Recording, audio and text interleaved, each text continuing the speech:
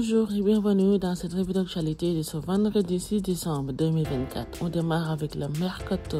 Moussa Ndiaye, latéral gauche sénégalais de 22 ans, évoluant au Anderlecht, suscite l'entrée de Nottingham Forest, 6e de la Premier League. Performant en Belgique où il a profité de l'absence de son concurrent direct pour s'imposer, Moussa Ndiaye est désormais convoité par le club anglais qui cherche à renforcer son couloir gauche cet hiver. Ce transfert potentiel représente une opportunité de taille pour le jeune joueur désireux de faire ses preuves dans un championnat aussi relevé que la Premier League. Sous contrat jusqu'en 2027, Moussa Ndiaye reste une pièce importante pour Anderlecht qui se montre exigeant dans les négociations. Reste désormais à savoir si une offre convaincante permettra à Moussa Ndiaye de rejoindre l'Angleterre et de franchir un nouveau cap dans sa carrière.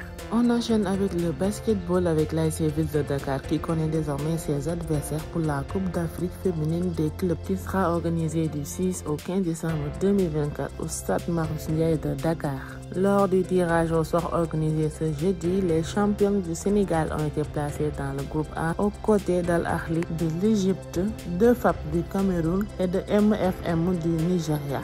La compétition réunit 12 équipes réparties en 3 poules de 4. Les 2 premières de chaque groupe ainsi que les 2 meilleurs troisièmes accéderont au quart de finale. l'ASC Ville de Dakar espère dépasser son précédent parcours en 2022 où elle a été éliminée en quart de finale.